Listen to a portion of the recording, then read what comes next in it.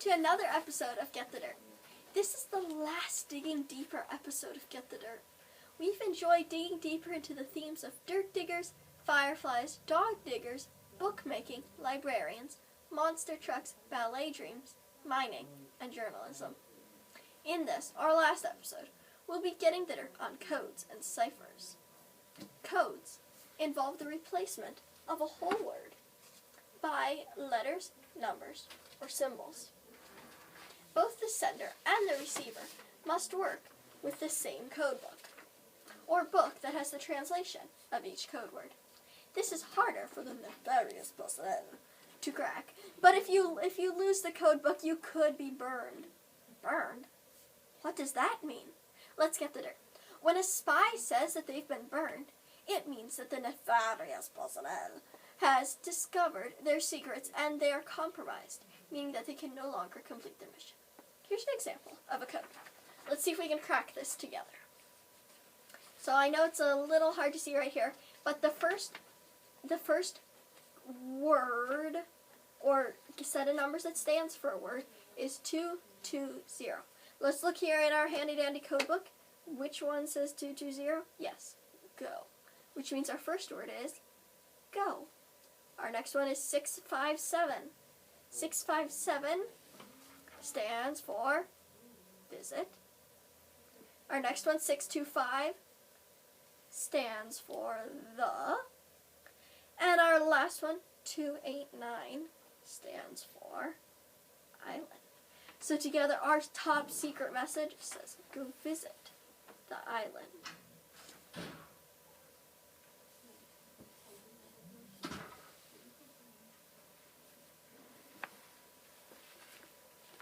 Ciphers, on the other hand, are the replacement of a single letter by another letter or number. Ciphers are more flexible than codes, but are usually easier to break by using frequency analysis. Frequency analysis determines which letters or numbers appear the most in the ciphered message, and deduce from that the meaning of the cipher by knowing which letters and words are the most common in the English language, or the language in which the code is in. Here's an example of a cipher here. Now you notice that for every single letter of the alphabet, there is another letter standing in its place. So right here, if you see the letter W, it really means the letter A. Let's check out our top secret message here. So the first one we have is A. Let's come down here. A really is H. Next we have N. N really is E. Then we have two F's. And F's are going to be the same thing for both one. L. L. One more. K. Can you find the K for me?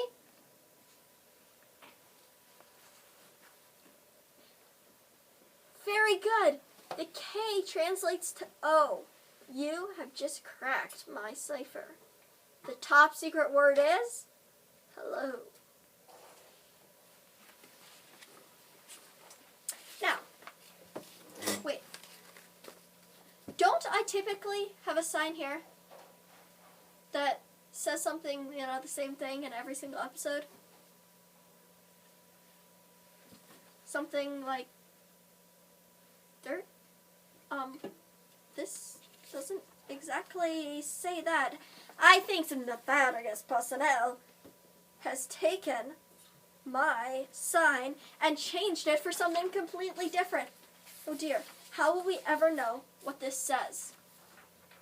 Well, since there's a whole lot of words, I took care of this ahead of time, and I cracked the code.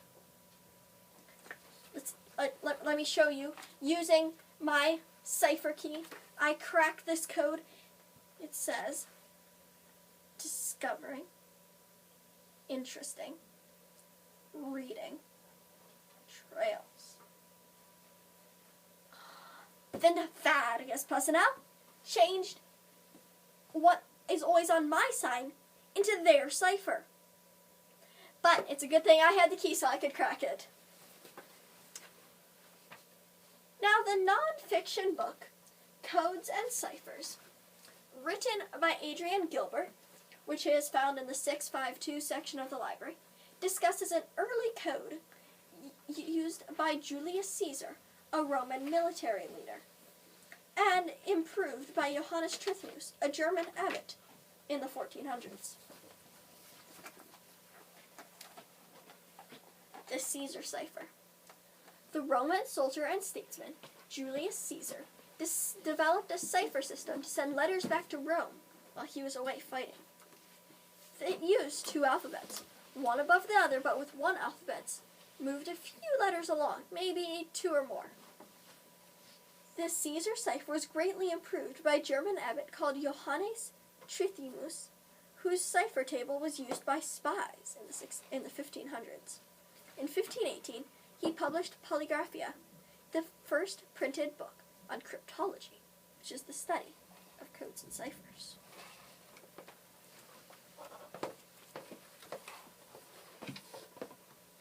In the American War of Independence, also called the American Revolution, or the Revolutionary War, George Washington, who later served as the first president of the United States, had a spy, or a group of spies.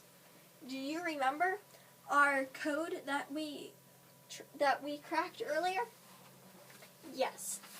This code is taken from part of George Washington's code that he used to win the American War of Independence. One spy in his spy ring, called Benjamin Talmadge, developed an extensive secret code. You can get the dirt on spies, codes, and ciphers used in the American War of Independence in the non-fiction books, Top Secret Files of the American Revolution by Stephanie Beers, as well as the book George Washington's Spy Master by Thomas B. Allen. After the people in what is now the United States won their freedom from England, England was not happy. Almost 30 years after the end of the war, England began another war with a brand new United States, called the War of 1812. This fictional book, Caroline's Secret Message, by Kathleen Ernst, tells the story of Caroline, a young girl growing up in New York during the War of 1812, whose father was imprisoned by the English. She brought a secret message to help her father escape, embroidered in a map. This is an example of steganography. Steganography is when you hide a secret message inside of an ordinary object. After the War of 1812, America began to grow as a new nation. Unfortunately, part of that growth was due to slave labor. Some people who knew that slavery was wrong worked hard to change it. Do you remember Elijah Lovejoy from our episode on journalism? He fought against slavery through what he wrote. Other people fought against slavery by helping enslaved people to escape. The people who were helping others escape were part of what is called the Underground Railroad. Now, the Underground Railroad was not underground, nor was it a railroad. So why is it called the Underground Railroad? Let's get the dirt. The Underground Railroad was said to be underground because of its secrecy. We'll get the dirt on more underground activities throughout this episode. The Underground Railroad was called a railroad because it moved so smoothly, efficiently, and quickly. And like a railroad, it had conductors who took people from stop to stop. The people that led the Underground Railroad used signals and codes to keep the people who were escaping safe. These are examples of steganographic codes. One code was in the form of songs. In the book Escape into the Night by Lois Wolford Johnson, enslaved teen Jordan Parker sings the song, Let My People Go, signaling that it was time to escape. This song was commonly used to signal the arrival of Harriet Tubman, an African-American Underground Railroad conductor. In the book Race for Freedom by the same author, Jordan sings the song I Got Shoes, which was a protest song against the injustice that African Americans faced. In the book Midnight Rescue, also by Lois Walford Johnson, Jordan, who has now escaped, returns to find his family. He sings the song Steal Away to signal his family that it is time to escape. You can get the dirt on these books and others in the series at your library in the fiction section. These books are part of the series Riverboat Adventures, and the covers of Riverboat Adventures look like this. They have that type of design on the cover. But they were later republished looking like this and called the Freedom Seeker series. This series was written for readers ages 10 and up, but if you're younger, you might enjoy books 22, 23, and 24 of the Imagination Station series by Marianne Herring and Sheila Seifert, or the Addie series of American Girl books by Connie Porter. Another signal was the use of a lantern, which signaled a safe house. What kind of code would a lantern be? That's right, a lantern is a kind of steganographic code. Get the dirt on the Rankin family, who were known for this signal in the biographical fiction books Across the Wide River and The Light Across the River, both by author Stephanie Reed.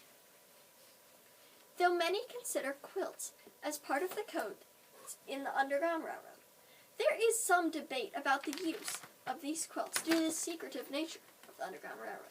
So get the dirt on this part of code and cipher history at your library. The log cabin quilt pattern usually had a red or yellow center, but log cabin quilts that were part of a code had a black or dark blue center, signaling a safe house. Here are two books about the possible use of quilts in the Underground Railroad. Get the dirt on the book Under the Quilt of Night by Deborah Hopkinson and illustrated by James E. Ransom. Let's get the dirt on one girl who used a quilt to escape in the fictional book Sweet Clara and the Freedom Quilt by Deborah Hopkinson and illustrated by James Ransom.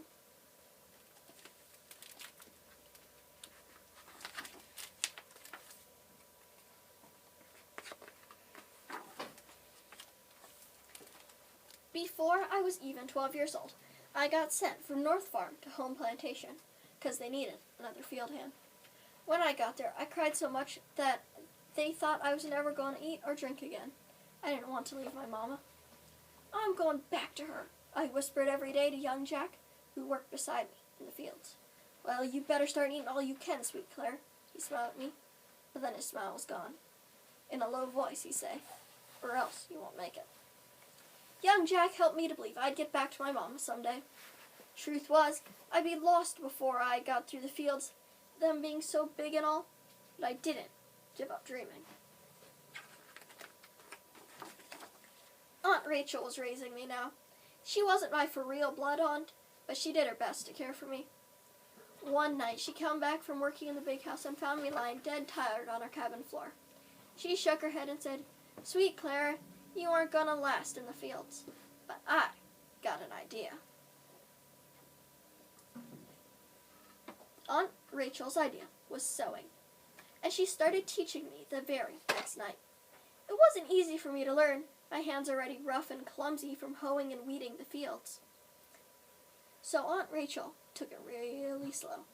She brought scraps of cloth from the big house and taught me about each one, how it was special and be treated in its own way.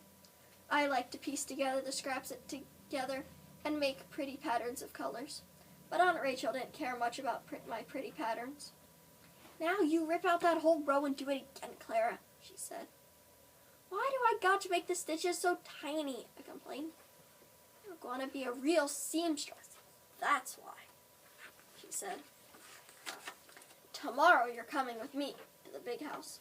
I got it all worked out," Aunt Rachel said one day. I was frightened. "You're ready to sew with me," she went on. "Mrs. daughter, Ella, be getting married come spring. I told Mrs. I'd be needing help. She'd look at your work with sharp eyes, Claire, so do it quick and neat like I taught you." Next morning, I tried to eat some cornbread, but my insides was all knotted up. I had never been inside the big house before, or seen white people that close, except for the overseer. The morning was streaming into the sewing room, turning everything all sunflower yellow. Aunt Rachel gave me some sheets to hem. Instead of being contrary, that needle did all I wanted, just like it was part of my hand. At the end of the day, Mrs. came in. "Let me see your work, Claire," she said. I gave her the sheet, and she ran it through her hands real slow. I held my breath, watching. "From now on, come here," she said at last. When she left, Aunt Rachel and I looked at each other, about ready to burst. "We did it, girl!" she cried. So I changed from a field hand to a seamstress. Since the sewing room was right off the kitchen, Aunt Rachel and I were near cook and the helpers. There was always lots of bustle and company in the kitchen. I was hearing about all kinds of new people and things. I listened so hard it felt my ears must be growing right out of my head and getting big with listening. One day, 2 white men came to see the master. The drivers went into the kitchen to talk to cook. "There have been too many runaways last summer," one of the drivers said. "They're going around asking all the masters in the country to join the patty rollers." "Crazy running away?" muttered cook as she beat up some batter. "Where are you going to get to except lost in the swamp?" "I don't know," said the other, "but I hear we ain't that far from the Ohio River. Once you get that far, the Underground Railroad will carry you across." "That's right," agreed the first. "The railroad will get you all the way to Canada. Then you'd be free forever." Cook snorted. "If it'd be as easy as you two let on, more would have gone." One of the men replied in a quiet voice, "It would be easy if you could get a map." Walking back from the big house that evening, I asked Aunt Rachel about what I'd heard. "Where's Canada? And what's the Underground Railroad?" "See there?" Aunt Rachel pointed. "That's the North Star. Under that star, far up north, is Canada. The Underground Railroad is people who've been helping folks get there, secret-like." She looked at me hard. "But don't you start thinking about it. You run away, get caught, you could be in a lot of trouble." Still, I couldn't stop thinking about it. Next, I asked cook, "Those 2 men that were here yesterday, they were talking about a map. What's a map?" "It's just a picture of the land, that's all. Whatever's on the ground, a map. Have it." Sunday, I went to my favorite place on the little hill and looked out over all the people's cabins and the fields. I took a stick and started making a picture in the dirt of all I could see. But how could I make a picture of things far away that I couldn't see? And how could I make a map that wouldn't be washed away by the rain? A map that would show the way to freedom. Then one day, I was sewing a patch on a pretty blue blanket. The patch looked just the same shape as the cow pond near the cabins. The little stitches looked like a path going all around it. Here it was, a picture that wouldn't wash away. A map. So I started the quilt. When you're sewing, no matter how careful you are, little scraps of cloth always are left after you cut out a dress or a pillowcase. So my ears kept listening and my hands kept sewing, began to squirrel away these bits of cloth. When we were off work, I went to visit people in the quarters. I started asking what fields were where. Then I started piecing the scraps of cloth with the scraps of things I was learning. Aunt Rachel said, "Sweet Claire, what kind of pattern are you making in that quilt? I've never seen any pattern like that." "I don't know, Aunt Rachel. I'm just patching it together as I go." She looked at me long, but she just nodded. There was a buzzing in the quarters one summer evening. I saw the patty rollers and I knew someone had run away. It was young Jack. But 5 days later, they caught him. The next Sunday I went to see him and we walked to the top of the little hill. He didn't smile the way he used to. I took a stick and began to draw in the dirt. I drew a little square for Big House, a line of boxes for the cabins of the quarters, and some bigger squares for the fields east of Big House. I drew as much as I pieced together. Jack sat beside me, not saying anything, not even looking at first. Then he started seeing what I was doing. I handed the stick to him. I heard him catch his breath up so quick. Then he began to draw. I worked on the quilt for a long time. Sometimes months would go by and I wouldn't get any pieces sewn into it. Sometimes I had to wait to get the right kind of cloth. I had blue calico and flowered blue silk for creek and rivers, and greens and blue-greens for the fields, and white sheeting for roads. Mrs. liked to wear pink a lot, so big house to quarters, and finally the big house at North Farm, they were all pink. The quilt got bigger and bigger, and if folks knew what I was doing, no one said. But they came by the sewing room to pass the time of day whenever they could. By the way, Clara, a driver might tell me, I heard the master saying yesterday that he didn't want to travel to Mr. Morse's place because it's over 20 miles north of here. Or someone would sit eating cook's food and say, so as I could hear, word is they're going to plant corn in the 3 west fields on the Verona plantation this year. When the master went out hunting, Cook's husband was the guide. He came back and said, that swamp next to home plantation is a nasty place. But listen up, Clara, and I'll tell you how I thread my way in and out of there as smooth as your needle in that cloth. Then one night, the quilt was done. I looked at it spread in the dim light of the cabin. Aunt Rachel studied it for the longest time. She touched the stitches lightly, her fingers moving slowly over the last piece I'd added, a hidden boat that would carry us over the Ohio River. Finally, they came to rest on the bright star at the top. She tried to make her voice sound cheery. You always did like to make patterns and pictures, Clara. You just keep growing up and making your own patterns. Aunt Rachel, I couldn't do that, I answered softly, putting my hand over hers. It wouldn't be restful somehow. Anyway, I think this quilt should stay here. Maybe others can use it. Aunt Rachel sighed. But aren't you going to need the quilt where you're going? I kissed her.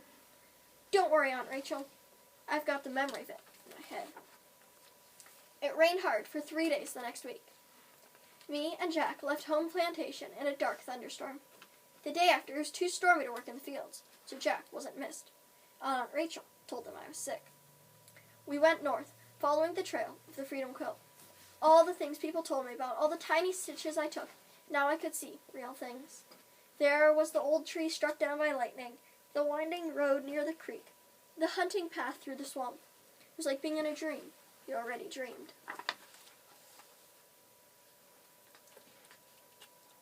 Mostly we hid during the day and walked at night. When we got to North Farm, Jack slipped in through the darkness to find what cabin my mama was at. Then we went in to get her and found a little sister I didn't even know I had. Mama was so surprised. Sweet Clara, you grew so big. Her eyes were just like I remembered, her arms strong around me. Mama, I'm here for you. We're going north. We know the way. I was afraid they wouldn't come. But then Mama said yes. Young Jack carried my sister Anna, and I held on to Mama's hand. We kept on as fast as we could, skirting farms and towns and making our way through the woods. At last, one clear, dark night, we came to the Ohio River. The river was high, but I remembered the place on the quilt where I'd marked the crossing. We searched the brush along the banks until at last we found the little boat. This was hid here by the folks in the Underground Railroad, I said. The boat carried us across the dark, deep water to the other side. Shivering and hungry and scared, we stood looking ahead. Which way now? Jack asked me. I pointed. The North Star was shining clear above us. Up there through the woods, north to Canada. Sometimes I think back to the night we left, when young Jack came to wake me. I can still see Aunt Rachel sitting up in her bed. She just shook her head before I could say a word. Before you go, just cover me with your quilt, sweet Clara, she said. I'm too old to walk, but not too old to dream. Maybe we can help others follow the quilt to freedom. Aunt Rachel kept her word. The quilt is there still at home plantation. People go look at it, even folks from neighboring farms. I know, because some of them come and tell me how they used it to get free. But not all are as fortunate as we were, and most never come. Sometimes I wish I could sew a quilt that would spread over the whole land. People could just follow the stitches to freedom, as easy as taking a Sunday walk. Well, in 1861, the war between the states, which was also called the American Civil War, began. It lasted until 1865. A civil war is when a country fights against itself. During the war between the states, the United States, which consisted of the northern states, also known as the Union, were anti-slavery. They also did not support states' rights. The Southern states, which named themselves the Confederate States of America, supported states' rights, as well as slavery. Some people who fought for the Confederacy only fought on that side because they were born in a Southern state. Get the dirt on the causes and motivations of the war between the states in the series Bonnets and Bugles by Gilbert Morris. Do you think there were codes, ciphers, and spies during the war between the states? Let's get the dirt. Let me show you a cipher used in the war between the states called the Pigpen cipher. The Pigpen cipher was a cipher because do you remember a cipher? Each individual letter had its own symbol.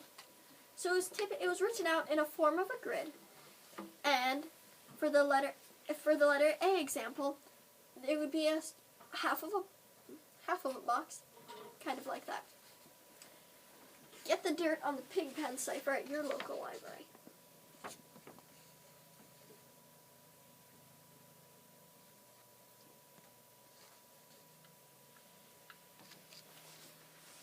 One daring spy in the Civil War was Harriet Tubman.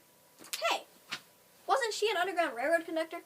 Yes, Harriet Tubman was also served as a spy and became the first woman in the history of the United States to lead an armed military attack. Another daring spy was Mary Bowser. Mary Bowser cracked one of the key codes of the Confederate Army. You can get the dirt on Mary Bowser in the book Mary Bowser and the Civil War Spy Ring by Enigma Alberti and Tony Cliff. Do you remember getting the dirt on pen names in our episode on journalism? Enigma Alberti, the author of Mary Bowser and the Civil War Spy Ring, is the pen name for a group of authors who write books for the Spy on History series. Enigma refers to a famous World War II code machine, and Alberti was an Italian who invented one of the first polyalphabetic ciphers. Get the dirt on spies from the war between the states in the book Heroes Who Risked Everything for Freedom, from the Secrets of American History series by Patricia Lakin and illustrated by Valerio Fabretti. Did you know that there are also codes that aren't so secret? One of these is Morse code, invented by Samuel Morse in the 1840s. Let's read a book about the invention of Morse code. This book is nonfiction, and it is called Telegraph by Mary Elizabeth Saltzman. It is found in the 621 section of the library. Now, I won't read this entire book right now, but make sure to get the dirt on the telegraph and the cool ways it was used in this book.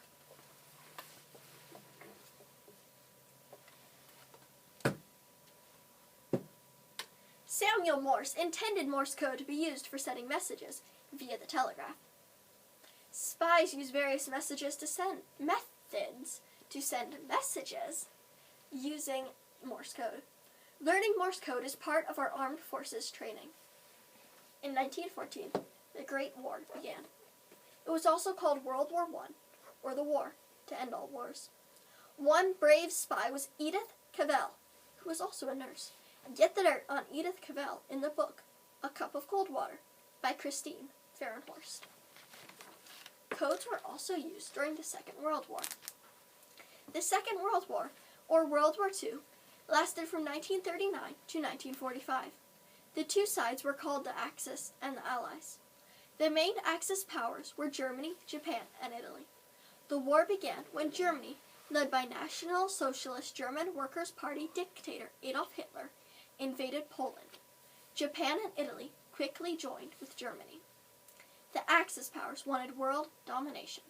They didn't care if they hurt anyone while accomplishing this goal, and millions of people were killed. The main Allied powers were the U.S., England, France, and the USSR, which is now Russia. England and France joined together to stay safe from the Axis powers. The U.S. officially joined with England and France in 1941. The USSR, led by ruthless communist dictator Joseph Stalin, also joined with the Allies, but for political gain. With the exception of the USSR, the Allies wanted the world to remain free of dictatorships. One of the most famous ciphers of World War II was the German cipher machine, Enigma. The Enigma is a complex polyalphabetic cipher. This means that every letter could have several letters that stand for that letter. Codes and ciphers are also used by everyday citizens in European countries that were occupied by the soldiers of the National Socialist German Workers' Party, the Nazis. People in occupied countries were hurt and killed by the Nazis. Some of the people in these countries decided to resist, fighting against the Nazis. These people formed the resistance, which was also called the Underground. Get the dirt on the Underground in Norway in the book Shadow on the Mountain by Margie Pruss, The Clipfish Code by Mary Casanova, and Snow Treasure by Marie McSwingen. Get the dirt on the Underground in Denmark in the series The Young Underground by Robert Elmer. One courageous woman who was in the Dutch resistance was Corrie ten Boom. Get the dirt on her in the Young Reader's edition of her autobiography, The Hiding Place, by Corrie ten Boom, with John and Elizabeth Sherrill. In England, at the estate, Bletchley Park, thousands of people worked during World War II cracking codes. The code crackers were formerly mathematicians, language experts, historians, chess players, and crossword puzzle whizzes. One code used in World War II was the Navajo language. Navajo men used this code to transmit messages for the U.S. without Japan understanding the messages. Get the dirt on more World War II code ciphers, spies, and resistors in the book Heroes of World War II, written by Paul Beck and Anne Marie Walsh.